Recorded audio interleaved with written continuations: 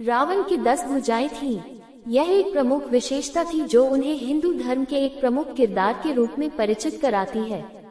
रावण को 10 भुजाएं प्राप्त होती थी, जिनमें प्रत्येक भुजा की अपनी विशेष शक्ति और क्षमता थी। इनमें से एक भुजा उनकी चित्त को स्वयं से अलग करने की क्षमता रखती थी, जिसका उपयोग रावण की भयंकर शक्ति और विचार शक्ति के लिए किया जाता था। रावण की 10 भुजाएं उनकी शक्ति और विभिन्न क्षमताओं को प्रतिनिधित्व करती थीं। इन भुजाओं में विभिन्न आस्तिक और नास्तिक धर्मों के प्रतिनिधित्व की संकेत दी गई हैं।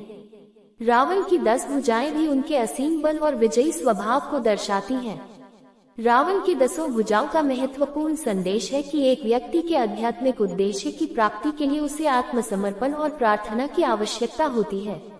जिस तरह से भगवान राम ने रावण के 10 भुजाओं को काटकर उनका वध किया, उससे ये संदेश मिलता है कि आध्यात्मिक यात्रा में आत्मसमर्पण और भगवान के प्रति श्रद्धा की आवश्यकता होती है। रावण की इस प्रकार की विशेषता उसके विशाल बल और अहंकार को दर्शाती है, जो कि उसका अहंकार और गर्व उसे उसके अंत की ओर ले गए। रावण की 10 भुजाएं उनकी अद्वितीयता और भयानक शक्ति का प्रतीक हैं। इन भुजाओं की संख्या भी उसकी विशेषता और दैवीय शक्ति को दर्शाती है। रावण की 10 भुजाएं उसके बड़े संघर्ष और अद्वितीय पुरुषार्थ को संदर्भित करती हैं। रावण को कई वरदान प्राप्त थे। रावण ने ब्रह्मा और भगवान शिव से वरदान प्राप्त किए। रावण ने ब्रह्मा जी की कठोर तपस्या की और प्रभु ब्रह्मा जी को खुश करने के लिए अपने सर को काटकर 10 बार उनके चरणों में अर्पित किया।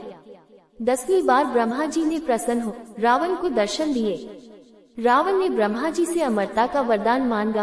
ब्रह्मा जी ने उसके लिए मना कर दिया, लेकिन उसे अमरता का अमृत प्रदान किया जो उसकी नाभि में समाये था। साथ ही उसने ब्रह्मा जी से वरदान मांगा कि कोई यक्ष, देवता, गंधर्व, जंगली जानवर, असुर, नागा, पक्षी उसका वध न कर सके। ब्रह्मा जी ने उसे वरदान दिया। रावण ने अपने वरदान में मानव जाति का जिक्र नहीं किया, क्योंकि उसे लगता था वह बहुत कमजोर होते हैं और उनसे उसे कोई खतरा नहीं है। इसके साथ ही उसने अनेक अस्त्र शस्त्रों का ज्ञान मांगा, जिनमें भगवान शिव का पिनाक धनुष भी था। उसने ब्रह्मा जी से तीनों लोकों का शासन भी मांगा। भगवान शिव को प्रसन्न कर उसने अनेक वर प्राप्त किया। उसने भगवान शिव का चंद्रहास प्राप्त किया। साथ ही भगवान शिव के सभी अस्त्र शस्त्र प्राप्त किए। उसने भगवान शिव का शिव कवच भी प्राप्त किया।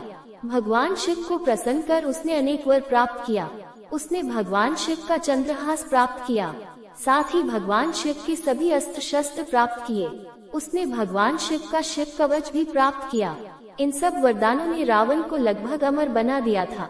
हो सकता है रावण ने वेदों को पढ़ा हो, लेकिन उसको मोक्ष में विश्वास नहीं था। वह मोक्षी जीव था।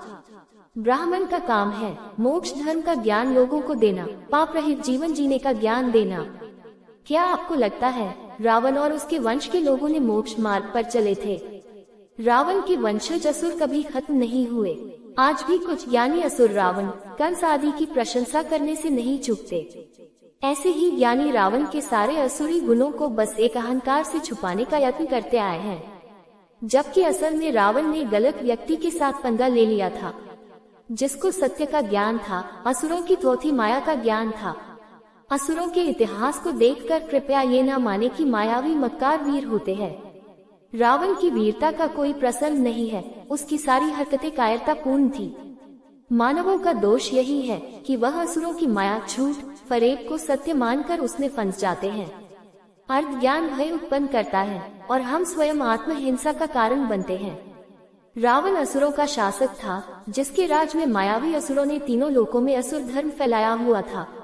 असुरों के कुछ ये गुण हैं: माया, मीठे मीठे झूठ, फरेब, मक्कारी से लोगों को अपने सम्मोहन माया में फंसा कर रखना, उनको तरह तरह के भयों से डराकर असहाय बनाकर आसानी से शिकार करना, बहुरूपीय साधुओं, नेताओं, शिक्षकों के भेष में असुर धर्म का प्रचार करना, जैसे राम कृष्ण, पुनर्जन्म, मोक्ष का मजाक बनाना, कयामत प्रलय को सत्य सिद्ध करने का प्रयत्न करना। रावण, कंस आदि असुरों में अच्छाई खोजना।